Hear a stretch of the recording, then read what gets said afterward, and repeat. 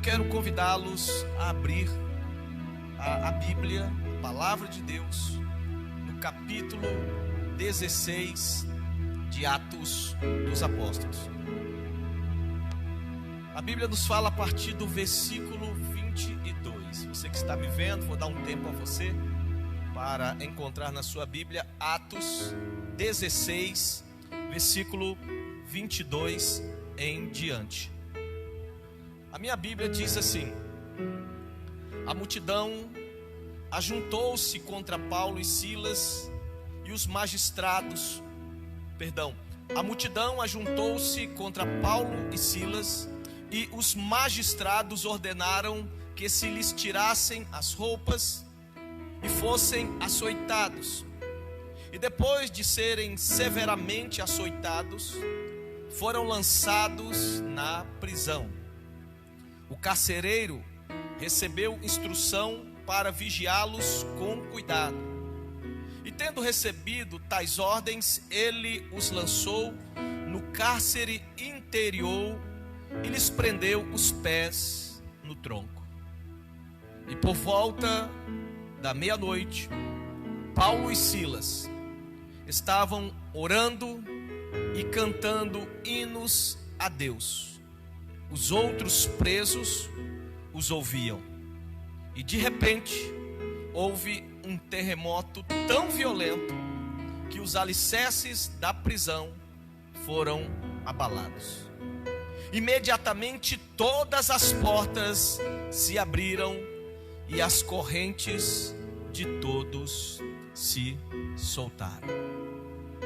Estamos vivendo dias difíceis, tempos ruins, tempo de isolamento social, onde muitos estão vivendo um tempo de aprisionamento, isolamento social.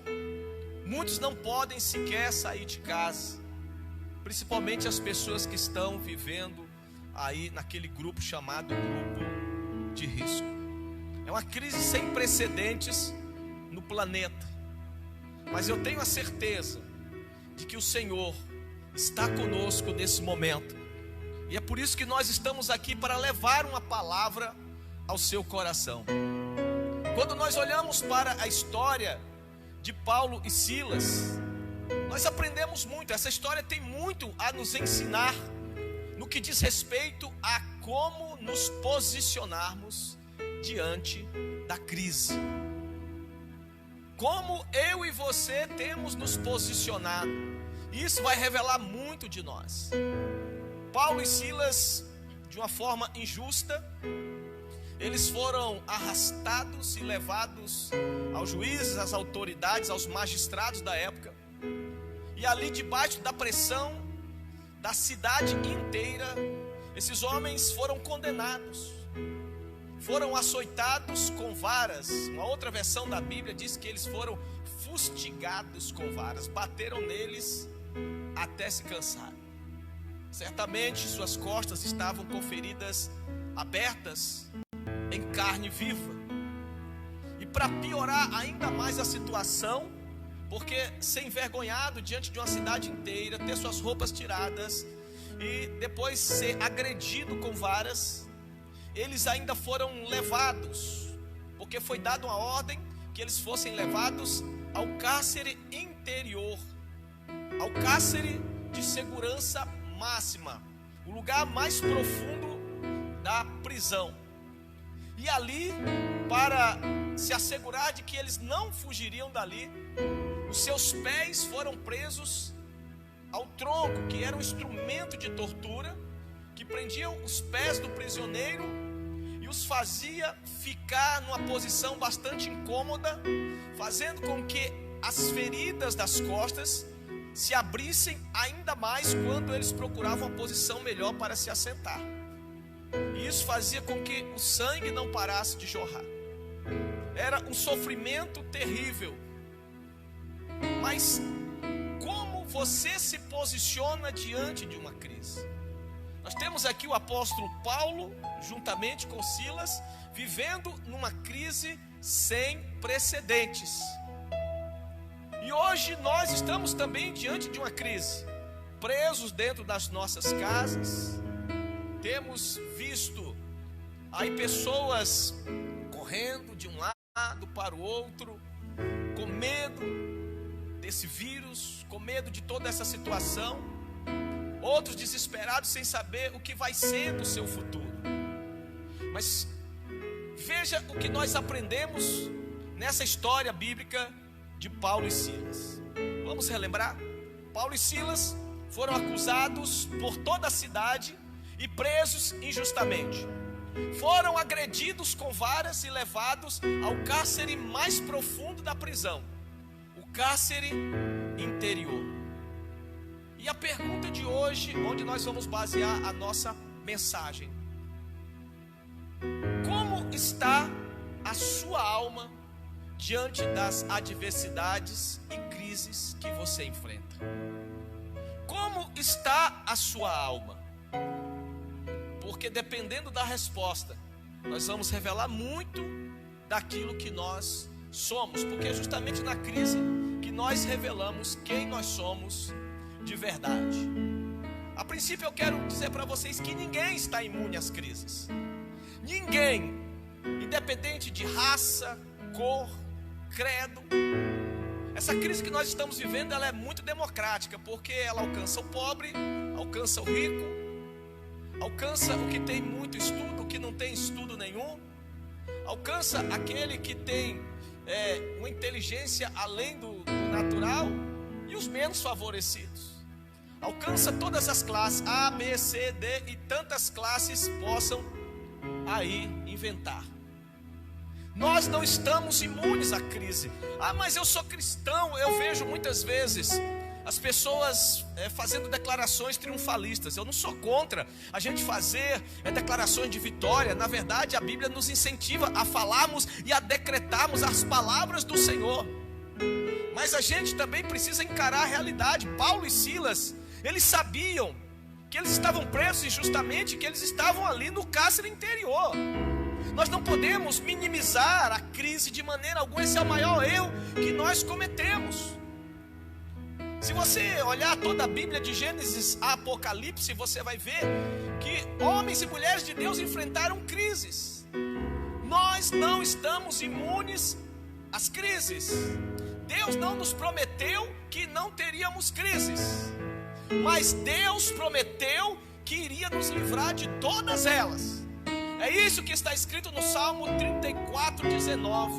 Muitas são as aflições dos justos, muitas são as crises do justo, mas o Senhor o livra de todas elas.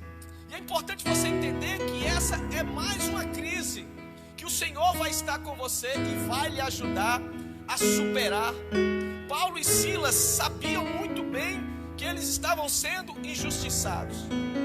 Sabia muito bem que eles estavam passando por um momento difícil, mas sabia que Deus não os abandonou. E quando nós temos a consciência de que o Senhor não nos abandona, nós nos posicionamos. O lado bom da crise é que ela revela quem realmente confia e quem não confia em Deus. Deus não vai impedir de nós passarmos pelas crises, mas Ele prometeu que nos livraria de todas elas. E quando o cristão, filho de Deus, ele tem a consciência de que o Senhor vai livrá-lo de toda a adversidade, que vai ajudá-lo a passar, mesmo que seja o vale da sombra da morte, ele se posiciona. Então, nós precisamos nos posicionar corretamente diante das adversidades. Primeiro, é preciso saber que nós não estamos imunes às crises, mas que o Senhor prometeu nos livrar de todas elas. Segundo, nós precisamos nos posicionar corretamente diante das adversidades.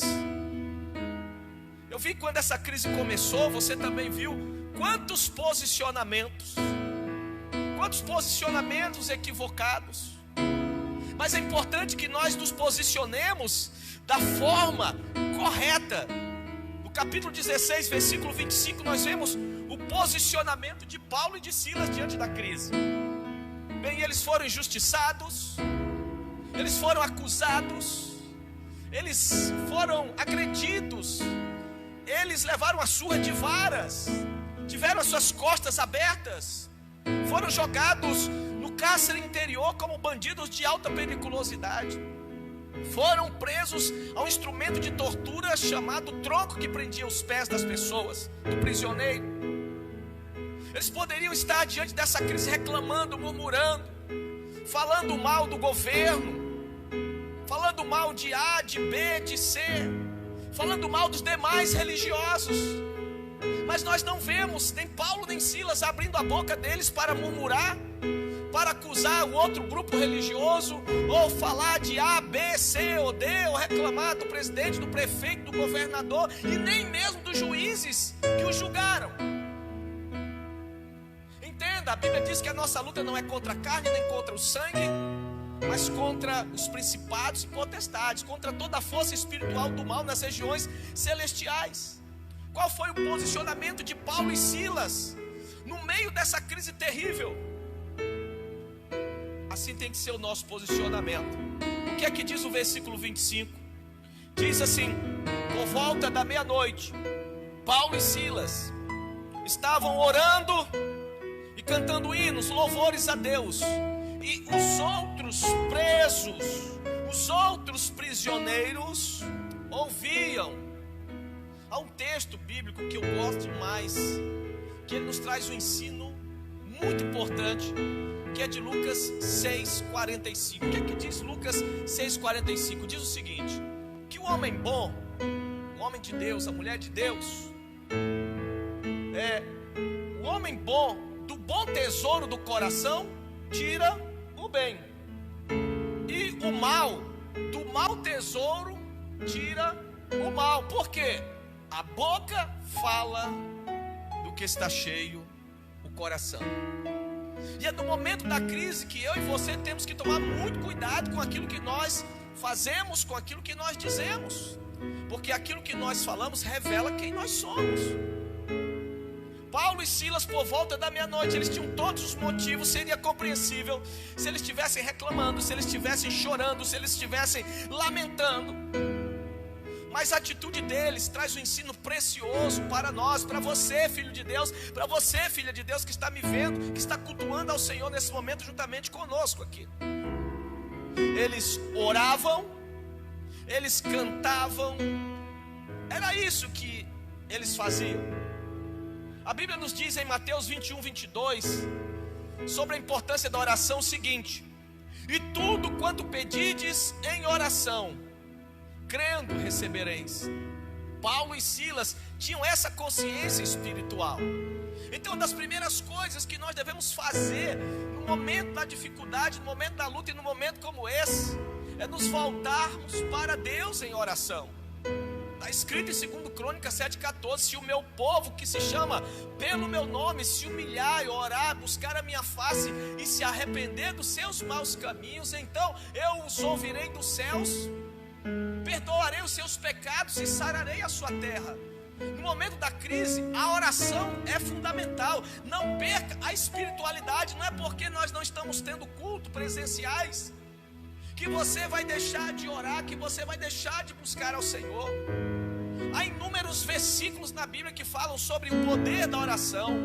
Buscar-me-eis e me achareis, quando me buscares de todo o vosso coração. Clama a mim e responder-te-ei, e anunciar-te-ei coisas grandes e firmes que não sabes. Nesse momento de crise, a primeira coisa que nós devemos fazer é orarmos, é buscarmos a face do Senhor. E outra coisa que nós aprendemos aqui com o posicionamento de Paulo e Silas é que eles cantavam louvores a Deus. Não, eles não lamentavam, eles não reclamavam. Eles se posicionavam como alguém que já via o milagre se tornar real na vida deles. Porque o mais importante para eles ali naquele momento era a presença de Deus ao lado deles. E eu me lembro, isso me faz lembrar do Salmo 126. O Salmo 126 fala de pessoas que saíram de um cativeiro, quando o Senhor virou o cativeiro de Sião, quando o Senhor mudou a sorte de Jerusalém. Quando o Senhor mudou a nossa sorte, ficamos como quem sonha. Então a nossa boca se encheu de riso, a nossa língua de júbilo. Sabe, irmãos, como no Salmo 40, quando o Senhor tirou o salmista ali do poço de perdição, colocou os pés dele sobre a rocha, firmou os seus passos e colocou nos seus lábios o quê? Uma nova canção, um hino de louvor ao nosso Deus.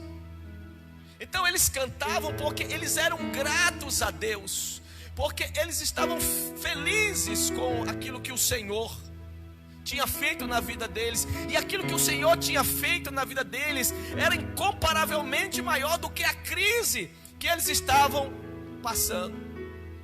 Salmo 126 diz assim: então entre as nações se dizia, grandes coisas o Senhor tem feito por eles.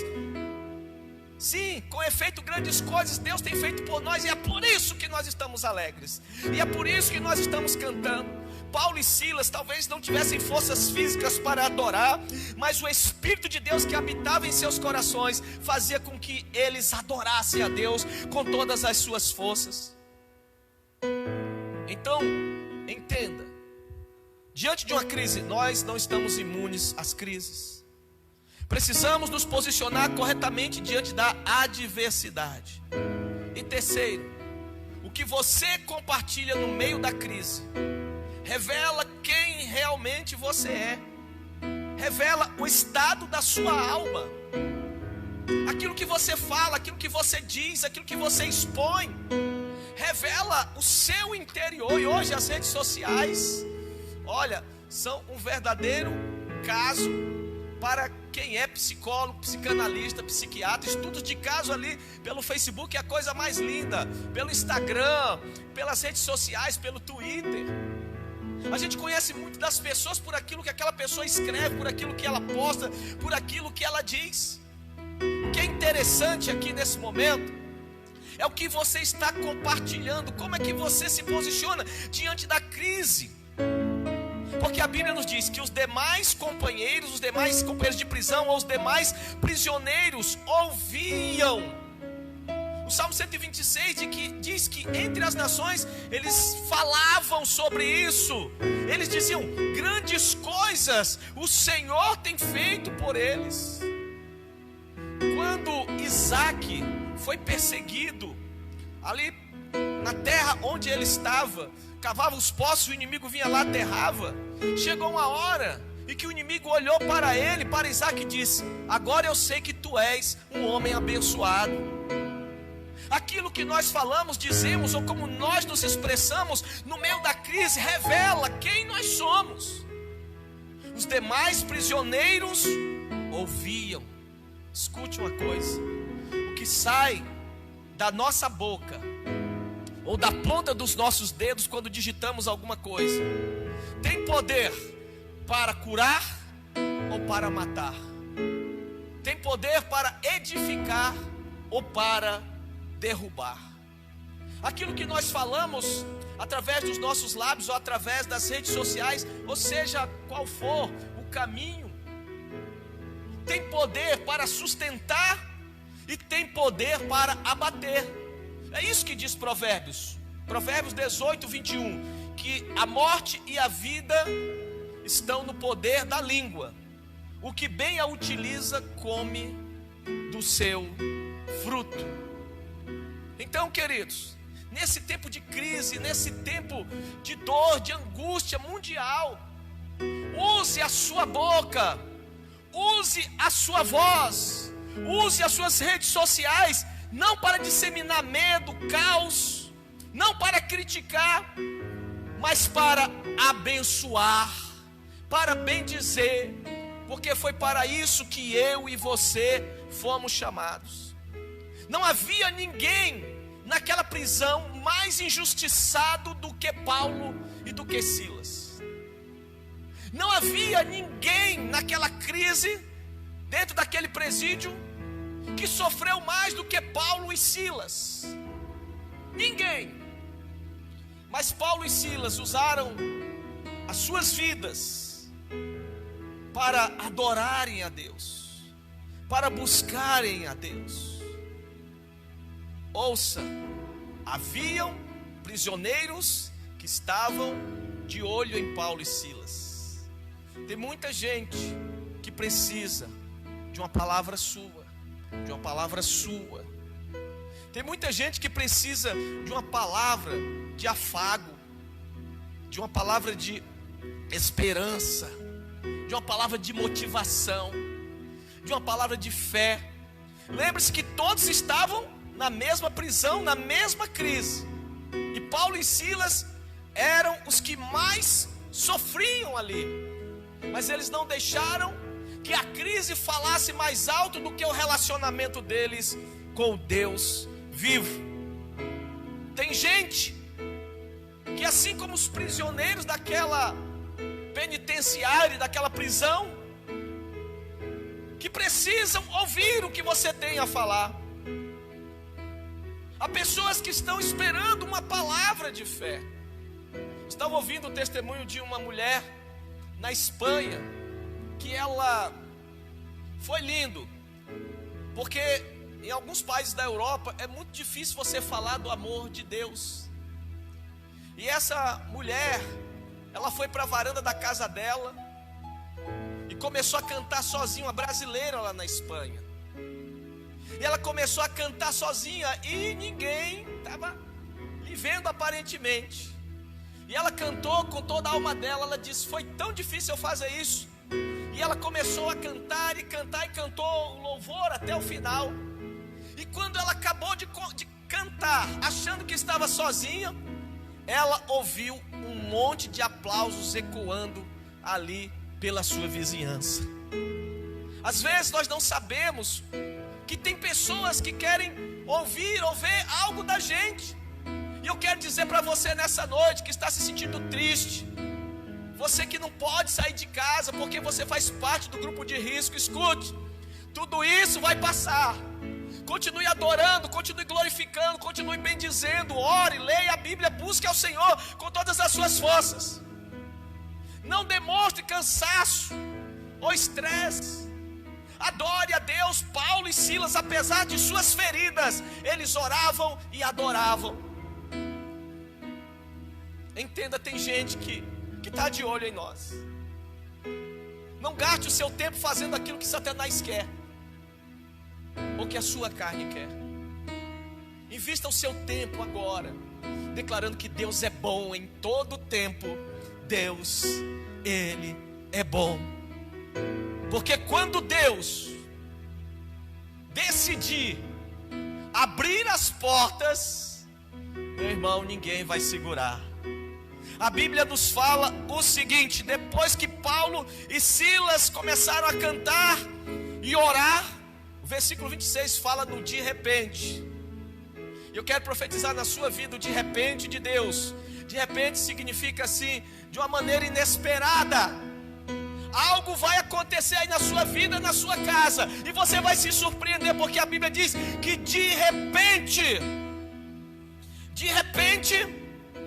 houve um terremoto tão violento que os alicerces da prisão foram abalados. E imediatamente todas as portas se abriram e as correntes se soltaram. Que terremoto misterioso que quebrou até corrente. Meu irmão, quando Deus resolve agir, não tem prisão, não tem cárcere, não tem tronco, não tem algema. Porque quando Deus ele resolve agir, Ele diz: agindo eu, quem impedirá? Por isso eu e você precisamos agora mesmo profetizar, acreditar e confiar que Ele está fazendo um grande milagre. Embora as pessoas não estejam vendo, eu já estou vivendo o milagre de Deus aqui agora. Você já está vivendo o milagre, porque quando Deus resolveu abrir as portas da prisão, Ele abriu as portas tanto para quem estava adorando e glorificando, mas para quem estava ouvindo também, para aqueles que estavam expostos à unção que fluía através de Paulo e Silas. Quando você começa a bendizer, a abençoar e glorificar, começa a fluir mais do Espírito Santo de Deus. As portas se abriram para todos. E saiba de uma coisa: quando você começar a entender que essa crise é para que você se exponha como homem de Deus, como mulher de Deus, tudo vai dar certo no final. E eu pergunto: como é que está a sua alma? Eles podem prender você fisicamente dentro da sua casa durante uma quarentena, podem até baixar um decreto. Escute só o que eu vou lhe dizer. Você pode estar preso em casa, as portas podem estar fechadas, mas os céus, porém, continuam abertos. E eu quero convidar você agora a orarmos e buscarmos a face de Deus. Se a sua alma estiver livre, você estará livre. Só para recapitular, para você não esquecer: nenhum de nós está imune às crises. Nós não estamos imunes às crises, mas Deus nos prometeu livrar a mim e a você de todas elas. Segundo, precisamos nos posicionar, mas nos posicionar corretamente diante das adversidades e das crises. Paulo e Silas oravam e cantavam, e os demais prisioneiros ouviam. Terceiro, aquilo que você compartilha no meio da crise revela quem realmente você é.